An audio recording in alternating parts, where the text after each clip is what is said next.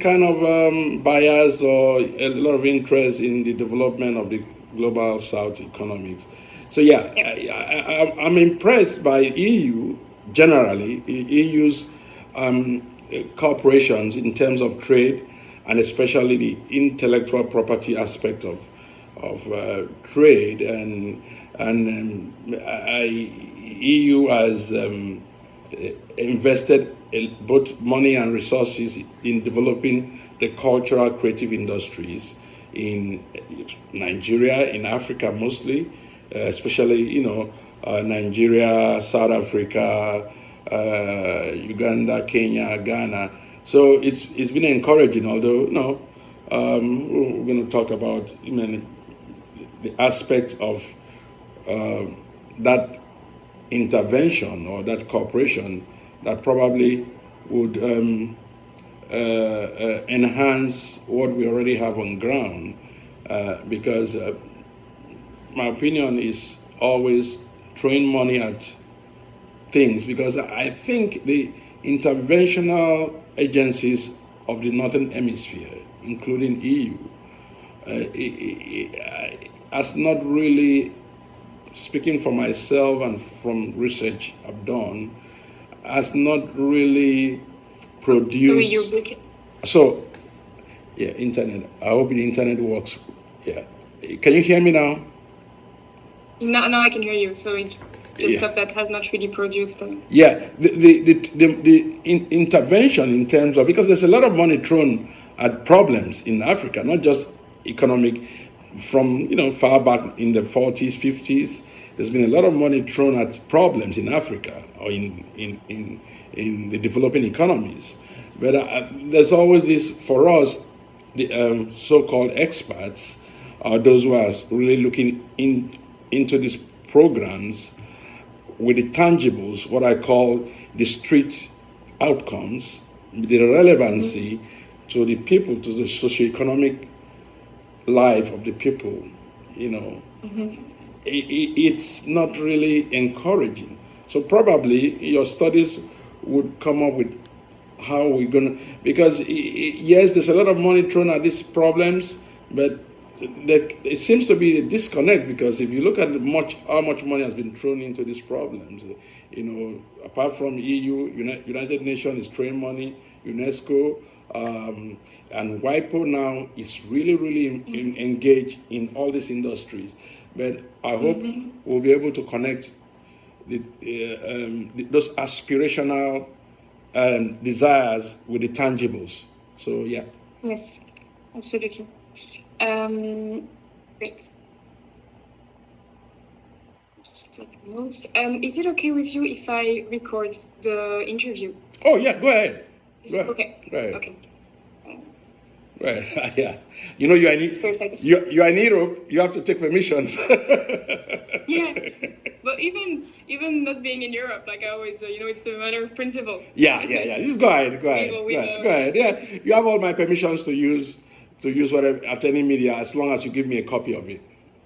So okay, I give you license to that. Yeah. I will. Okay. Okay. So if I can say, and by the way, I realized I had not shared the question before, but that's also something I can share afterwards. Yeah. So I just finished drafting them and improving them this morning, but I hadn't shared like the draft version. Okay. So to start with the question. So your articles from 2018 and 2019 mentioned that most developing economies in Africa, including Nigeria, suffer from legal lag in their intellectual property right regimes. And another article of yours suggests a rethink and a renegotiation of intellectual property law to recognize cultural creative content of traditional communities in the digital era. So that was 2018, 2019. Since then, have you witnessed a positive evolution or a major change in that analysis? Well, I am so glad that I did. In fact, the core of my doctoral research was about the foresight. That was why I give kudos to my chair, Professor Jessica, my first chair of my doctoral committee, Professor Jessica Silby, and my later chair, Professor Michael Rostad, they directed me. PhD is all about SJD. I have a SJD, that's what it's called, Doctor of Juridical Science from Boston, Suffolk University Law School. So as an academic, we have to solve problems. That's why I keep talking about the tangibles, the outcomes. We've had so many conferences all over the world. We go there, we drink coffee, we make friends, and at the end of it, we are still there. So that article, the short answer for that is there's been a lot, in fact, more than I could imagine, a lot of development. Nigeria has gotten a new copyright law, even though there's still a lot to be done because they waited so long. Technology outpaces law itself, especially technological laws, in the area of intellectual property. We just had in 2022 a new law. And if you like that article you talked about, reforming copyright regimes for a developing Africa. That's the title. It's a long time now. Now, you see, I made a lot of recommendations, and I was actually invited, or I sent in a paper to the technical committee, and I got a recommendation from the Nigerian Copyright Commission, because I think. And they adopted one or two of my suggestions as part of the law, what I call the digital copyright regime. So there's been an improvement. Now, just this week, in one of my papers too, I think it was published in a general medium the conversation, although I made a presentation about it in 2019 in WIPO, where I suggested tapping into the geographical indications regime of agricultural, just like Europe has done very well. Yep.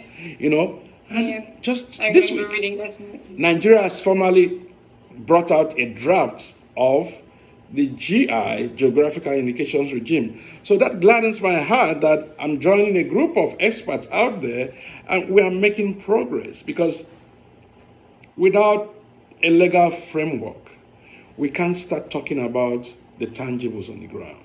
Nigeria had nothing in terms of geographical indications. Nigeria's copyright law was outdated, and now at least what we have now, we can work with it.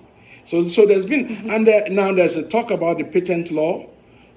South Africa is fighting. There's so many things going on in South Africa. It's taking them too long to get to where they want to get in terms of changing their laws. So there's been a lot of movement. I just came back from an All-African Summit, and that's all we're talking about. And there's a lot of development, and thanks to a lot of EU, WIPO,